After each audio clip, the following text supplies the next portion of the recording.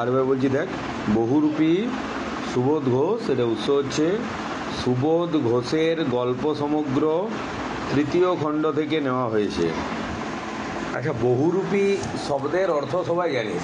বহুরূপ বলতে যে অনেক রূপ ধারণ করতে পারে, কিন্তু এটা পার্টিকুলারলিভাবে রূপ বদলানো নয়।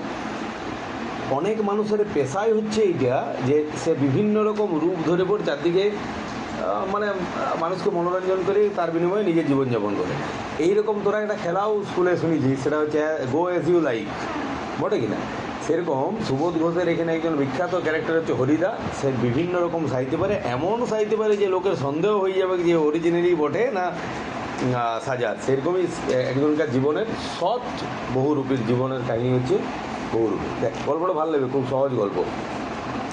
হরিদার কাছে আমরা এই গল্প করে বললাম, শুনেছেন হরিদা কি কাণ্ড হয়েছে? উনানের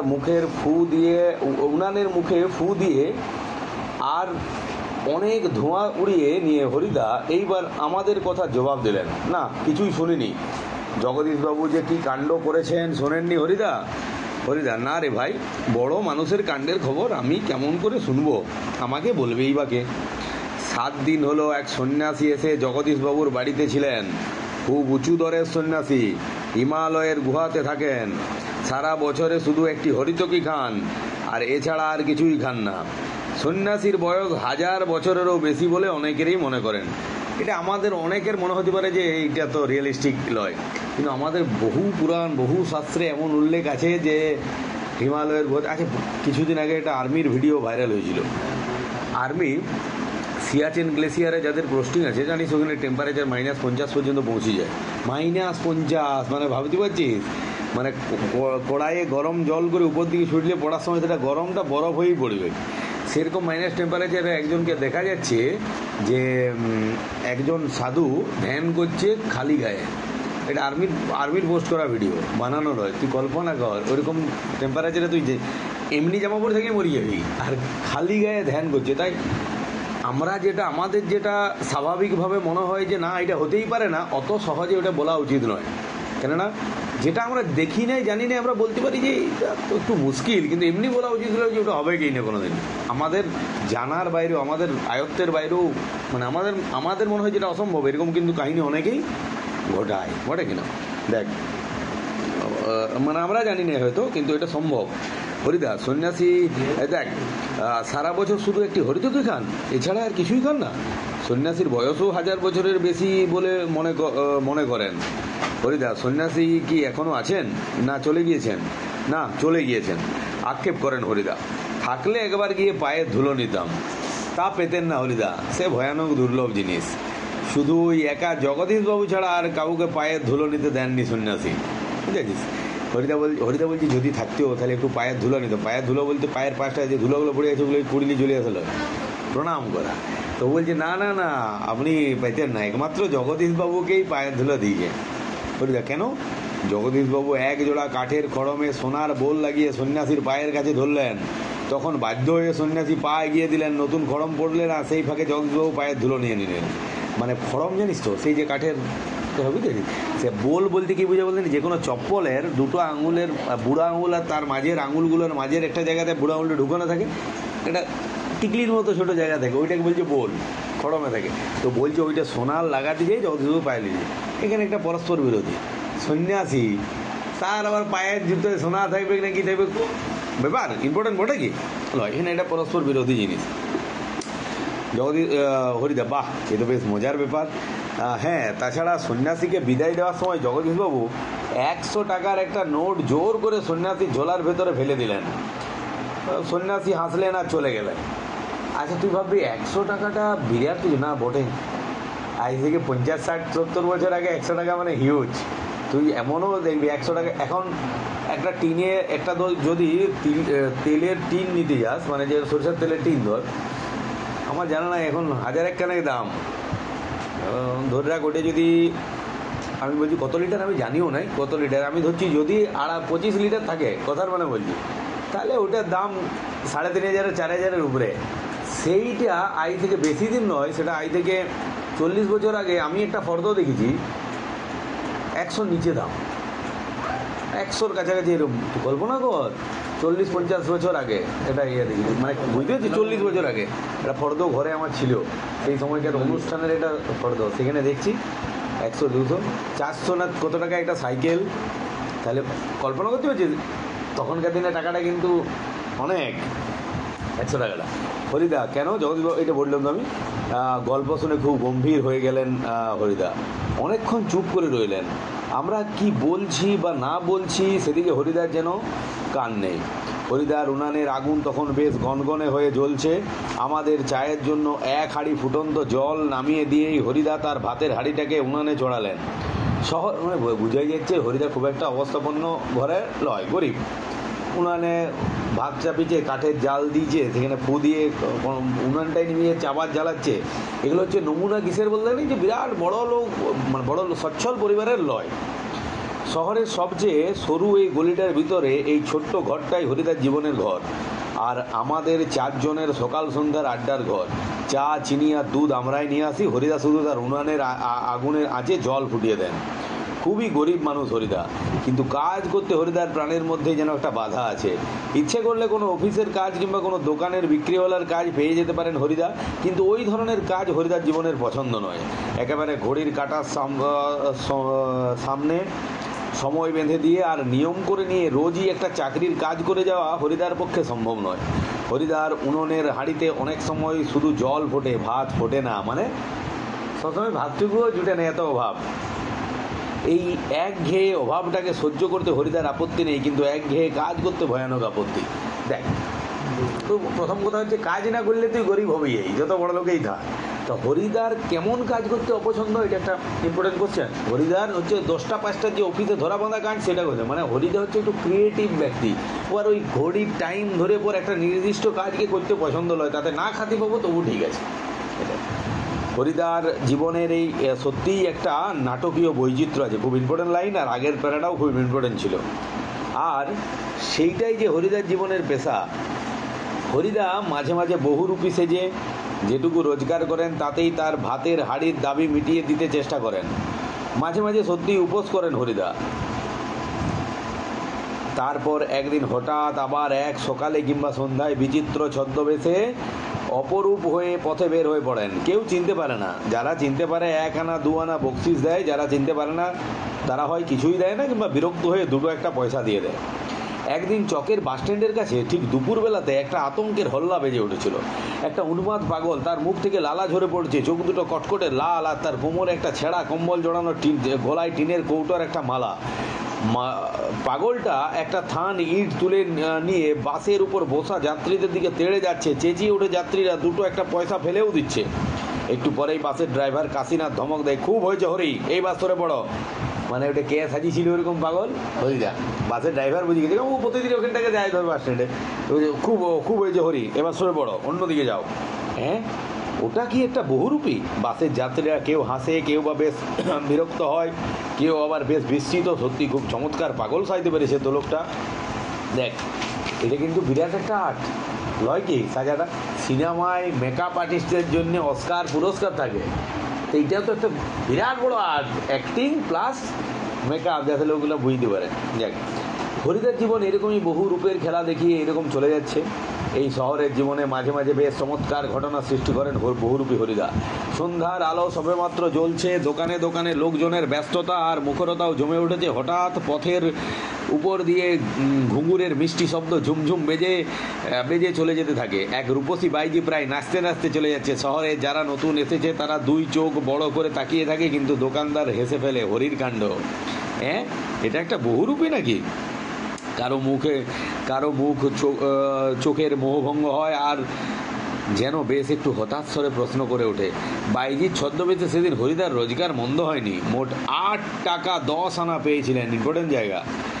আমরাও দেখেছিলাম একটা দোকানের সামনে গিয়ে দাঁড়াচ্ছে সেই রূপসী বাইজি, মুচকি হেসে আর চোখ টিপে একটা ফুল সাজি এগিয়ে দিচ্ছে। দোকানদারও হেসে ফেলে আর 2-1 সিকি তুলে নিয়ে বাইজির হাতের ফুল সাজির উপর ফেলে দেয়। কোনোদিন বাউল, কোনোদিন কাপালি, কখনো বোচকা কাঁধে বুড়ো কাবুলিওয়ালা, কখনো হায়াট কোট প্যান্টুলুন পরা ফিরিঙ্গি ক্যারামেন সাহেব। একবার পুলিশ সেজে দয়ালবাবুর লিচু বাগানের ভিতরে দাঁড়িয়েছিলেন হরিদা। স্কুলের 4টে ছেলেকে ধরেছিলেন, ভয়ে কেঁদে ফেলেছিল ছেলেগুলো, আর স্কুলের মাস্টার এসে সেই নকল পুলিশের কাছে ক্ষমা চেয়েছিলেন। এবারের মতো মাফ করে দিন ওদের, কিন্তু 8 আনা ঘুষ নিয়ে তারপর মাস্টারের অনুরোধ রক্ষা নিয়েছিলেন সেই নকল পুলিশ হরিদা, বুঝতে পারছিস? সেরকম নকল পুলিশে যে রাস্তার ধারে দাঁড়ালে বহু হেলমেট না পরা লোককে ধরে পর পয়সা খেয়ে, কিন্তু তারপরে নকল পুলিশকে জেল যেতে হবে। যাই হোক, কিন্তু হয়ে যাবে। আবার বহু লোক আছে রাস্তার মাঝে থেকে ঘুরে পালিয়ে যাবে দৌড়িয়ে, দেখতে পাবো পুলিশ আছে। তবে হেলমেটটাতে আমার মনে হয় মানুষের সজাগ হওয়া উচিত, বাকি যাই জিনিস হোক ওটা তো তার ভালোর জন্যই বলা হয় আর কি। যাই হোক, দেখ, পরের দিন অবশ্য স্কুলের মাস্টারমশাইয়ের জানতে বাকি থাকে না কাকে তিনি 8 আনা ঘুষ দিয়েছেন, কিন্তু মাস্টারমশাই একটুও রাগ করেননি, বরং একটু তারিফই করলেন, মানে প্রশংসাই করলেন। বা সত্যি খুব চমৎকার পুলিশ সেজেছিল হরিদা। আজ এখন কিন্তু আমরাও ঠিক বুঝতে পারছি না হরিদার এত গম্ভীর হয়ে কি ভাবছেন। সন্ন্যাসীর গলাটা শুনে কি হরিদার মাথার মধ্যে নতুন কোনো মতলব করে উঠেছে? ঠিক আছে, সেই প্রথমের কাহিনী, সেই হিমালয়বাসী সন্ন্যাসীর কথা না মনে পড়ছে আমাদের। ঠিকই, আমাদের সন্দেহ মিথ্যে নয়। হরিদা বললেন, আজ তোমাদের একটা জব্বর খেলা দেখাবো। আমাদের দেখিয়ে আপনার লাভ কি হরিদা? আমাদের কাছ থেকে একটা সিগারেটের বেশি কিছু তো পাবেন না। আমাদের বলতে ওই যে 4 জন যে হরিদার ঘরে আসে আড্ডা দেয়। হরিদা, না, ঠিক তোমাদের দেখাবো না, আমি বলছি তোমরা সেখানে থেকো, তাহলে দেখতে পাবে। কোথায়? হরিদা, আজ সন্ধ্যায় জগদীশবাবুর বাড়িতে। হঠাৎ জগদীশবাবুর বাড়িতে খেলা দেখার জন্য আপনারা তো উৎসাহ দিকে উঠলো কেন? হরিদা হাসেন, মোটা মতন কিছু আদায় করে নেবো, বুঝতেই তো পারছো, পুরোটা দিন রূপ ধরে ঘুরে বেরিয়ে 2-3 টাকার বেশি হয় না। একবার বাইজি সেজে অবশ্য কিছু বেশি পাওয়া গিয়েছিল, কিন্তু ওতেই বা কি হবে?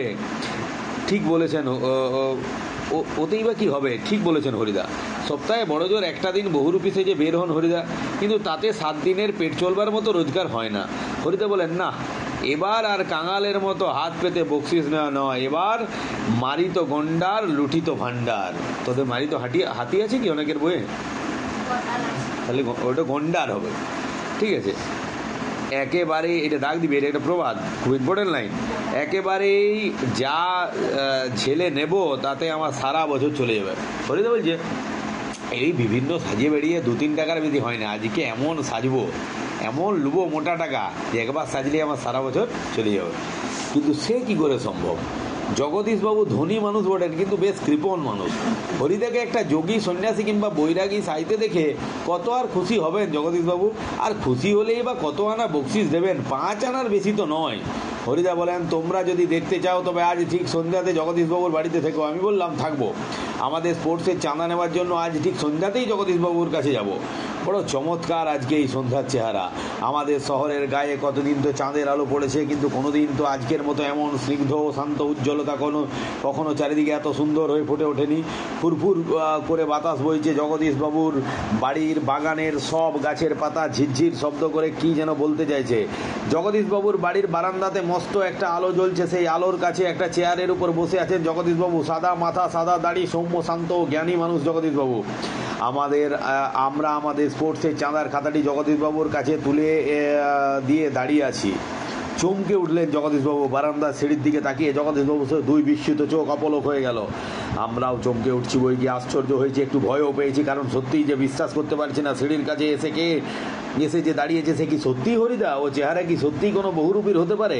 জটাজুটোধারী কোনো সন্ন্যাসী নয়, হাতে কমণ্ডলু নেই, চিমটে নেই, মৃগচর্মের আসনও সঙ্গে নেই, গৈরিক সাজও নেই, আদুর গা, মানে খালি গা, আর তার উপর একটা ধবধবে সাদা উত্তরীয়, পরনে ছোট বহরের একটি সাদা থান, মাথায় ফুরফুর করে উঠছে শুকনো সাদা চুল, ধুলো মাখা পা, হাতে একটা ঝোলা, সেই ঝোলার ভিতরে শুধু একটা বই, গীতা। গীতা মানে শ্রীমদ্ ভগবত গীতা। গীতা বের করে কি যেন দেখলেন এই আগন্তুক, তারপর নিজের মনেই হাসলেন। আগন্তুক এই মানুষটি যেন এই জগতের সীমার ওপার থেকে হেঁটে হেঁটে চলে এসছেন।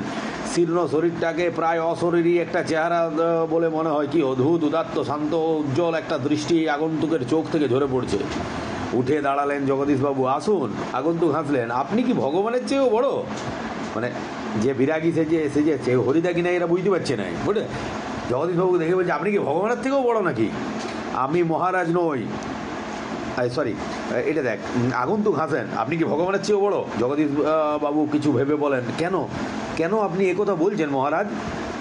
আমি মহারাজ নই, আমি এই সৃষ্টির মধ্যে এক কণা ধুলি, কিন্তু আপনি বোধহয় 11 লক্ষ টাকার সম্পত্তির অহংকারে নিজেকে ভগবানের চেয়েও বড় বলে মনে করেন, তাই ওইখানে দাঁড়িয়ে আছেন, নেমে আসতে পারছেন না। মানে সন্ন্যাসী এসে পর জগদীশবাবুকে এরকম কথা বলছে। সেই মুহূর্তে সিঁড়ি ধরে নেমে যান জগদীশবাবু, আমার অপরাধ হয়েছে, আপনি রাগ করবেন না। আগন্তুক আবার হাসেন, আমি বিরাগী, রাগ নামে কোনো রিপু আমার নেই, ছিল একদিন, সেটা পূর্বজন্মের কথা। এবার জিনিসটা ভালো করে বুঝ। অনেকে সন্ন্যাসী হয়, সন্ন্যাসী হওয়ার পর অনেকে দেখবে নিজের জন্মদিনে জন্ম প্রদত্ত নাম ত্যাগ করে নতুন নাম হয়, তাই বলছে আমি বিরাগী, আমার মধ্যে কোনো রাগ নাই। রাগ যদি থাকেও সেটা পূর্বজন্মে, ওসব আমি এই জন্মে আর নয়। পূর্বজন্মের মানে কি হয়, কোনো সন্ন্যাসী যখন হয় তার যে সংসার ধর্ম ছিল সেটা একটা জন্ম ধরে, আর সন্ন্যাস হয়ে যাওয়াটা আরেকটা ধর্ম জন্ম বলে। জগদীশবাবু বলেন, এখন আপনাকে কিভাবে সেবা করব? বিরাগী বলেন, ঠান্ডা জল চাই, আর কিছু চাই না।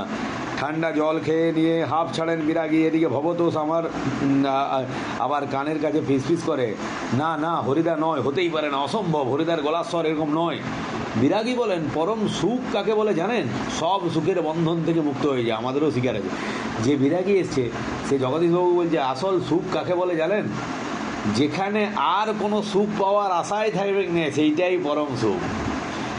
আমি তোদেরকে একটা লাইন আগেও বলেছি, পড়াত পড়তে, হিন্দি শব্দ লাইন, জো হ্যাঁ ওহি পর্যাপ্ত হ্যাঁ, মানে তোর যখন মনে হবে আমার কাছে যেটা আছে সেটাই সব, আর আমার লোকের দেখে কোনো হিংসা হবে নি, লোকের দেখে কোনো লোভ হবে নি, লোকের দেখে কোনো আশা হবে নি, লোকের দেখে মনে হবে নি যে আমি এটা আমার ওইটা জুটুক, তাহলে তুই খুব সুখী। আর তোর যত লোকের সঙ্গে তুলনা আসবে তত তুই অসুখী। তোর থেকে বড় লোক জগতে কেউ থাকবে কি? তাহলে তোর প্রতিবার মনে হবে আমার এনাফ নাই। তার থেকে সবচেয়ে সুখী হওয়ার একটাই পদ্ধতি, আমার কাছে যেটা আছে সেটাই আমার শ্রেষ্ঠ সম্পদ, আমি সুখী, আমি খুশি, তবেই তুই খুশি হতে পারবি। জগৎবাবু বলুন। হ্যাঁ,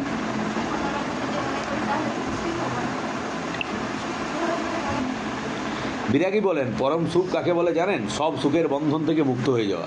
ভবতোষের কানের কাছে মুখ এগিয়ে দিয়ে অনাদি বলেন, শুনছো তো, এসব ভায়া কি হরিদার মুখে ভাষা হতে পারে?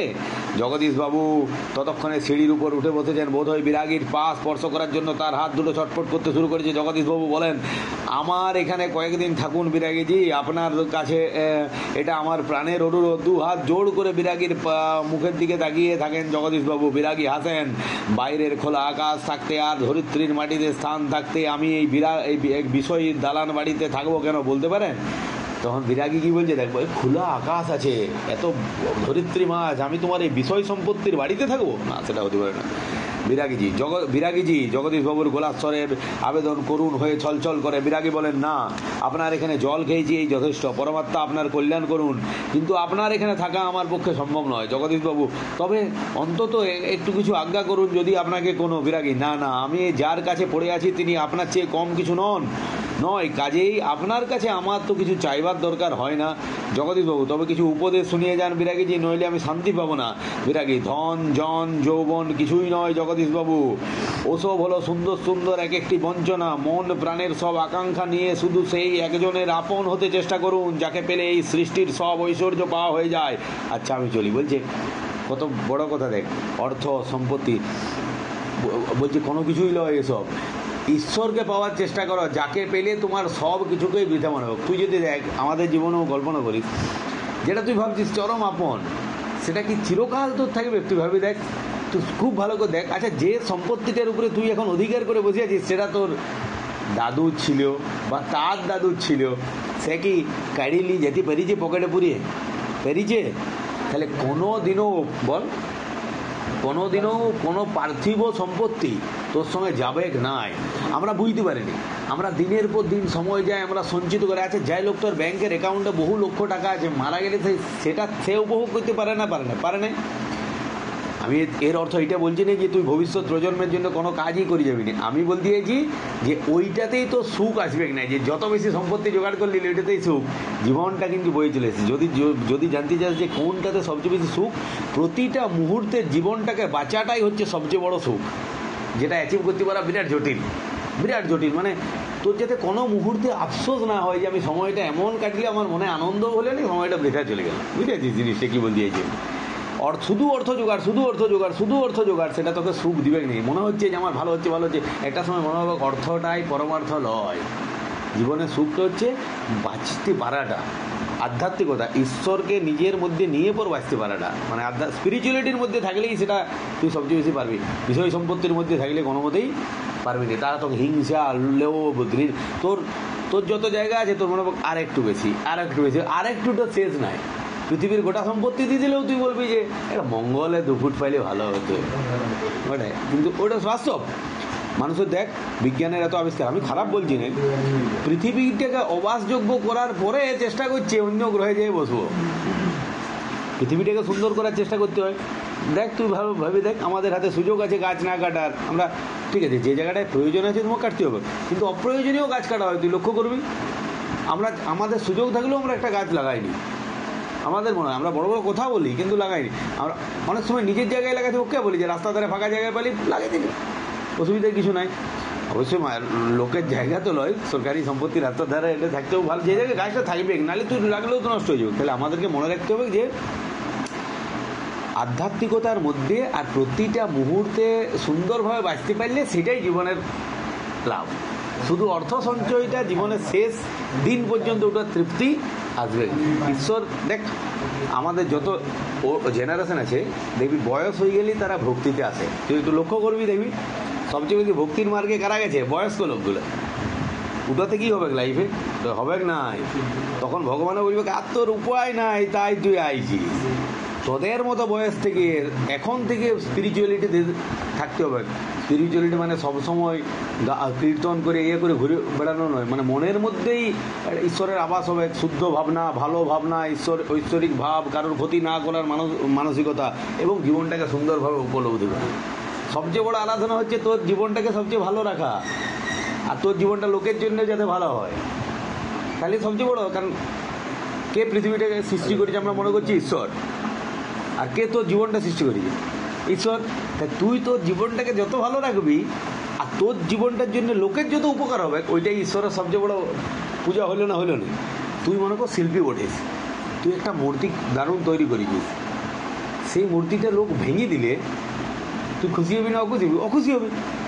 সেরকমভাবে তুই হচ্ছিস ঈশ্বরের সৃষ্টি একটা জিনিস, তুই নিজেকে যত ভালো রাখতে পারবি আর তোর জন্য ঈশ্বরের সৃষ্টি বাকি জীব যত ভালো থাকতে পারবে, সেটাই ঈশ্বরের সবচেয়ে বড় সেবা। ভেবে দেখবি কথাটা। দেখ জগদীশবাবু, তবে অন্তত একটু কিছু আজ্ঞা করুন। যদি আপনাকে কোনো বিরাগী না আমি যার কাছে আছি তিনি কিন্তু আপনার চেয়ে কম কিছু নয়, কাজেই আপনার কাছে তো আমার কিছু চাইবার দরকার হয় না জগদীশবাবু। তবে কিছু উপদেশ শুনিয়ে যান বিরাগীজি, নইলে আমি শান্তি পাবো না। বিরাগী, ধন জন যৌবন কিছুই নয় জগদীশবাবু, ওসব হলো সুন্দর সুন্দর এক একটি বঞ্চনা। মন প্রাণের সব আকাঙ্ক্ষা নিয়ে শুধু এই একজনের আপন হতে চেষ্টা করুন, যাকে পেরে এই সৃষ্টির সব ঐশ্বর্য পাওয়া হয়ে যায়। আচ্ছা আমি চলি। জগদীশবাবু বলেন, আপনি একটা মিনিট থাকুন বিরাগীজি। সিঁড়ির উপরে অচঞ্চল হয়ে একটা মিনিট দাঁড়িয়ে রইলেন বিরাগী। আজকের চাঁদের আলোর চেয়েও স্নিগ্ধ হয়ে এক জ্যোৎস্না যেন বিরাগীর চোখ থেকে ঝরে পড়ছে। ভবতোষ ফিসফিস করে বলে, না ওই চোখ হরিদার চোখ হতে পারে? অসম্ভব। জগদীশবাবু হাতে একটা থলির ভিতর নোটের তাড়া। বিরাগীর পায়ের কাছে থলিটা রেখে দিয়ে ব্যাকুল প্রাণে স্বরে প্রার্থনা করেন, জগদীশবাবু এই প্রণামী, এই সামান্য 101 টাকা গ্রহণ করে আমাকে শান্তি দান করুন বিরাগীজি। আপনার তীর্থ ভ্রমণের জন্য এই টাকা আমি দিলাম। বিরাগী হাসেন, আমার বুকের ভিতরেই যে সব তীর্থ ভ্রমণ করে দেখবার তো দরকার হয় না জগদীশবাবু। আমার অনুরোধ বিরাগীজি। বিরাগী বলেন, আমি যেমন অনায়াসে ধুলো মারিয়ে চলে যেতে পারি, তেমনি অনায়াসে সোনাও মারিয়ে চলে যেতে পারি। বলতে বলতে সিঁড়ি থেকে নেমে গেলেন বিরাগী। 101 টাকার থলিটা সিঁড়ির উপরেই পড়ে রইল, সেদিকে ভুলেও একবার তাকালেন না বিরাগী। কিন্তু হরিদা তো বলেছিল এবার মারি তো গন্ডাল, লুটি তো ভান্ডার। তাহলে কি এটা হরিদা বটে? টাকাটা কিন্তু নিল নাই, চলে গেল। দেখ কি করছেন হরিদা, কি হলো? ওই আজ যে বলেছিলেন জবর খেলা দেখাবেন, সে কথা কি ভুলেই গেলেন? আজকে সন্ধ্যাটা ঘরে বসেই কাটিয়ে দিলেন কেন? মানে এদের মনে হচ্ছে হরিদা এটা নয়, হরিদা আসেন, এবার দেখি বটে কিনা। বলতে বলতে আমরা সবাই হরিদার ঘরের ভিতর ঢুকলাম। হরিদার উনুনের আগুন তখন বেশ গনগন করে জ্বলছে। উনুনের উপর হাঁড়িতে চাল ফুটছে, আর একটা বিড়ি ধরিয়ে নিয়ে হরিদা চুপ করে বসে আছেন। আমাদের দেখতে পেয়ে লজ্জিতভাবে হাসলেন। কি আশ্চর্য! চমকে ওঠে ভবতোষ। হরিদা, আপনি তাহলে সত্যি বের হয়েছিলেন? আপনিই বিরাগী? হরিদা হাসেন, হ্যাঁ রে ভাই, ওই তো সেই সাদা উত্তরীয়টা পড়ে রয়েছে মাদুরের উপর, আর সেই ঝোলাটা আর সেই গীতা। ওনাদি বলেন এটা কি কাণ্ড করলেন হরিদা, জগদীশবাবু তো অত টাকা সাধলেন, অথচ আপনি একেবারে খাঁটি সন্ন্যাসীর মতো সব তুচ্ছ করে সরে পড়লেন, মানে 101 টাকা দিতে গেলেন আপনি সন্ন্যাসীর মতো সরে পড়লেন। হরিদা কি করব বল, ইচ্ছেটাই হলো না, শত হোক ভবদোষ। কি হরিদা, শত হোক একজন বিরাগী সন্ন্যাসী হয়ে টাকা ফাঁকা কী করে স্পর্শ করি বল, তাতে যে আমার ঢং নষ্ট হয়ে যায়। ইস কি দারুণ কথা, ঢং মনে কি বলেন, বেশ ভূষা, সেই বেশটা তার নষ্ট হয়ে যায়। ভাবি দেখ, খুবই দুর্দান্ত কথা একটা। হরিদা সেই সময় কি সেজেছিল, বিরাগী সন্ন্যাসী। বলছি আমি সন্ন্যাসীর বেশ ধরে পর, ওটা আমার নিতে মন গেল না। তোদের একটা ছোট্ট কাহিনী বলে তোরা এই জায়গাটা বুঝিয়ে যাবি। আর রাবণ তো ইচ্ছাধারী ছিল, সে চাইলে যে কোনো বেশ ধারণ করতে পারত। তাহলে ও যে কোনো সময় রামের বেশ ধারণ করেও সীতাকে নিজের করে নিতে পারত। তত দরকার কি রাবণ রাবণ করেছে, যেহেতু রামের বেশ ধরতো, সীতা বলতো বাবা রামই বটে, বাস বটে। রাবণ রামের বেশও ধারণ করেছিল। বিভীষণ ইয়াকে বলছে কোথায় কোথায় যে রামের বেশ ধারণ করেই তো তুমি সীতাকে, অসুবিধা তো ওইটাই, রামের বেশ যখনই ধারণ করছি তখন আমার মনে আর কোনো পাপবোধ জাগিছেই নাই। কি করবো বলেছিলাম ওইটা, বুঝে দেখ, মানে রামের বেশটাই হচ্ছে তাকে আর পাপবোধ, ভিতরে যতই রাবণ থাক, রামের বেশটাই তাকে আর পাপ করতেই দিচ্ছে না। সেরকম হরিদা কি বলছে, বলছে বিরাগী সন্ন্যাসীর বেশে ছিলাম, সেই বেশে আমার আর টাকা পয়সা ভরসা করতে দিচ্ছে না। প্রকৃত বিরাগী তো হরিদাই, প্রকৃত নয়। এক বিরাগীর আগে কোথাও পেয়েছিলাম, টাকাটা পেয়ে খুশি হয়ে গেল, সোনার বোল পায়ে লাগিয়েছিল, আর এখানে হরিদা বল না, আমরা নকল বলছি নাই, কিন্তু আমি বলছি যে ওরকম পেয়েছিলাম, ওটা তো প্রকৃত বিরাগীর আচরণ নয়, আমরা নকল বলবো নাই। ধর কেন বলবো না বলতো, অনেকে ওই পাতে থেকে পরেও এখনো বিষয় বাসনা পুরোটা ত্যাগ করতে পারে নাই, তাই আমরা নকল বলবো না, কিন্তু প্রকৃত বটে কি ভেবে দেখ। এই কিন্তু হরিদারটা দেখ কি অদ্ভুত কথা বললেন হরিদা।